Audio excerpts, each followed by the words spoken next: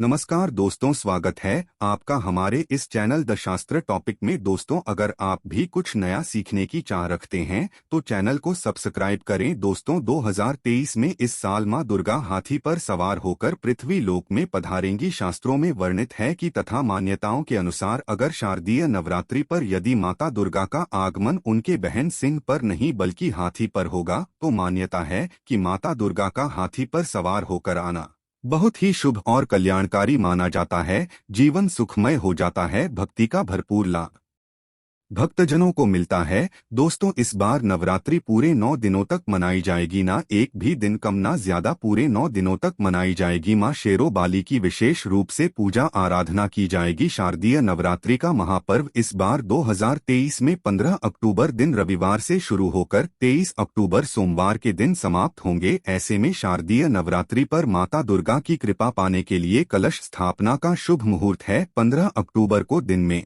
11:44 से दोपहर 12:30 तक कलश स्थापना का शुभ मुहूर्त रहेगा। दोस्तों, नवरात्रि में क्या नहीं खाना चाहिए और कौन सा फल खाना आवश्यक है और क्या नहीं पीना चाहिए, आज हम विस्तार से आपको बताएंगे। दोस्तों, शास्त्रों के अनुसार बताए गए भारत चाहे किसी भी प्रकार की क्यों ना हो, उनसे जुड़े पालन का नियम करना अति आवश्यक माना जाता है, क्योंकि जो मन के मुताबिक किया जाए वो संघर्ष नहीं कहलाता। कहा जाता है कि मनोकामना को पूर्ण करने के लिए थोड़ा सा संघर्ष यानी कि तपस्या तो करनी ही पड़ती है।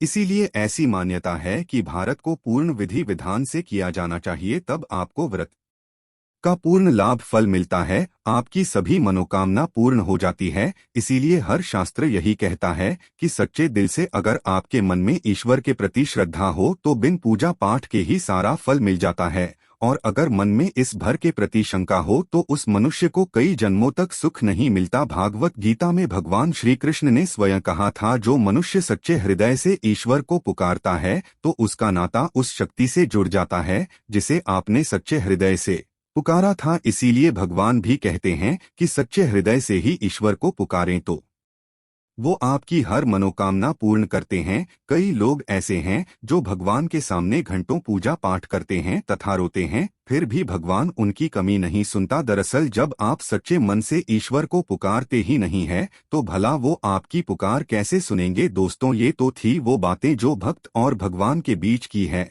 अब हम जानते हैं नवरात्रों के दौरान क्या नहीं खाना चाहिए और क्या नहीं पीना चाहिए और कौन सा फल खाने से व्रत संपूर्ण और सफल हो जाता है। दोस्तों, हमारे चैनल को सब्सक्राइब जरूर करें और इस बेल आइकन को दबाना ना भूलें। तो आइए शुरू करते हैं। दोस्तों, नवरात्रि के दिन सेब जरूर खाना चाहिए। शास्त्रों में बताया जाता है कि भगवान के भोग में सेब आदि जरूर अर्पित किया जाता है। अगर आपका व्रत है तो आपको सेब जरूर खाना चाहिए। केला, पपीता, तरबूज और मीठे अंगूर जरूर खाना चाहिए। फलों से व्रतधारी को शक्ति मिलती है और भारत संपूर्ण हो जाता है। शास्त्रों में बताया जाता है कि नवरात्रों के दिनों में सीताफल जरूर खाना चाहिए। सीताफल खाने से 10 ऐसी बीमारियां हैं जो खत्म हो जाती हैं। माना जाता है कि नवरात्रों के दिनों में सीताफल का घर में प्रवेश होना बड़ा ही शुभ माना गया है। सीताफल खाने से नवरात्रि का व्रत सफल हो जाता है, क्योंकि इसमें माता सीता का आशीर्वाद मिला हुआ होता है। नवरात्रि के दौरान इसे जो भी खाता है उसे दुखों का सामना नहीं करना पड़ता। सीताफल आपको जरूर खाना चाहिए। दोस्त, और नवरात्रों में व्रतधारी को डब्बाबंद लस्सी, डिब्बाबंद जूस नहीं पीना चाहिए। उसमें कई केमिकल मिले होते हैं जिसके कारण आपका व्रत टूट सकता है। जब भी आप फलों का जूस पिएं तो याद रखें उसमें नमक न डालें, नहीं तो ब्लड टूट जाएगा। साथ ही साथ जूस में बर्फ भी नहीं डालना चाहिए। फलों का सादा जूस पीने से व्रत सफल होता है। दोस्तों, नवरात्रि के दौरान सिंघाड़े का आटा या कुट्टू का आटा खाने से पहले ये देख लें कि आटा पुराना नहीं होना चाहिए, क्योंकि पुराने आटे में कीड़े वगैरह पड़ जाती है जिसके कारण आपका व्रत टूट सकता है। क्योंकि ये छोटे छोटे कीड़े हमें दिखाई नहीं देते और आपके मुंह तक पहुंच जाते हैं। ऐसा आटा खाना मतलब कीड़े मकोड़ों का मांस खाने के बराबर माना गया है। दोस्तों, नवरात्रि के दौरान आप शाम के समय खाने में दही ले सकते हैं, आलू वगैरह खा सकते हैं, साबूदाने की टिकिया बनाकर खा सकती हैं, साबूदाने के और आलू के पापड़ भी खा सकते हैं।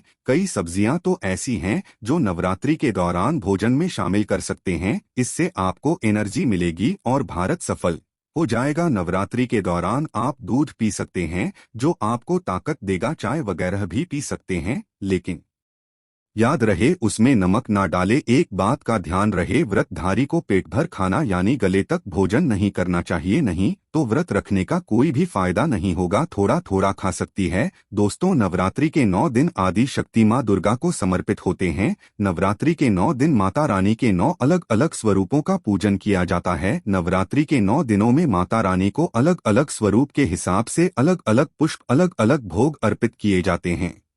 लेकिन क्या आप जानते हैं, कुछ ऐसी वस्तु है जिन्हें नवरात्रि के दौरान भूलकर भी माता रानी को अर्पित नहीं करना चाहिए। अगर इन वस्तुओं को आप गलती से भी माता रानी को अर्पित कर देते हैं तो आपको व्रत और पूजन का पूर्ण लाभ नहीं होगा। इसीलिए माता रानी की कृपा प्राप्त करने के लिए आपको ये जानना अति आवश्यक है कि वो कौन सी ऐसी वस्तु है जो माता रानी के पूजन में भूलकर भी इस्तेमाल नहीं करना चाहिए। तो आइए माँ का जयकारा लगाते हुए वीडियो को शुरू करते हैं। दोस्तों, नंबर 1, नवरात्रि के दौरान शादीशुदा महिलाओं को सफेद कपड़े पहनकर पूजा पाठ नहीं करना चाहिए, साथ ही साथ काले कपड़े भी नहीं पहनना चाहिए। इससे पूजा व्रत आदि खंडित हो जाती है। माता की चौकी जब आप लगाए तो उसके नीचे कागज नहीं लगाना चाहिए। माता की चौकी हमेशा लाल कपड़ा बिछाकर ही बनाना चाहिए। हमेशा याद रहे, नवरात्रों के इन 9 दिनों तक व्रतधारी को अपना आसन माँ की चौकी के आगे ही लगाना चाहिए और वहीं पर आपको सोना चाहिए। मंदिर को नवरात्रों के दौरान अकेला नहीं छोड़ा जाता, बहुत ही अशुभ माना जाता है।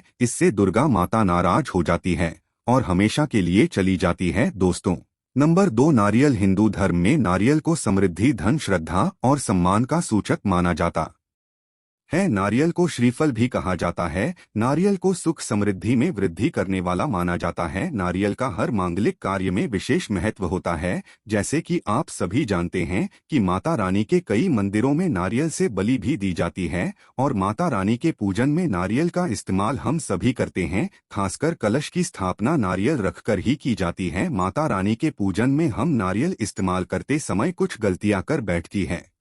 दोस्तों, नारियल कई प्रकार के होते हैं, एक हरा, दूसरा सूखा जिसके अंदर पानी होता है। जिन्स नारियल के अंदर पानी होता है। माता रानी के पूजन में सदैव पानी वाला और जटा वाला नारियल ही इस्तेमाल करें। नारियल का पूर्ण होना चाहिए, नारियल चटका हुआ या टूटा हुआ नहीं होना चाहिए, क्योंकि साबुत नारियल ही पूर्ण और पवित्रता का प्रतीक होता है। साबुत नारियल ही सुख समृद्धि का प्रतीक होता है। साबुत नारियल को ही श्रीफल यानी कि माँ लक्ष्मी का फल कहा जाता है। नवरात्रि में माता रानी के कलश की स्थापना करते समय जटा वाला यानी पानी वाला नारियल ही कलश पर स्थापित करना चाहिए। साथ ही ये ध्यान रखना चाहिए कि नारियल को सदैव कलश के ऊपर लेटाकर रखना चाहिए। घट स्थापना करते समय कभी भी नारियल को खड़ा करके नहीं रखा जाता, नारियल को सदैव लेटाकर कलश के ऊपर रखा जाता है। साथ ही नारियल को स्थापित करने से पहले आप नारियल को लाल कपड़े में लपेटकर उस पर और फिर लाल चुनरी उड़ाकर नारियल को कलश के ऊपर स्थापित करें। शास्त्रों के अनुसार कलश के ऊपर जब सही तरीके से नारियल रखा जाता है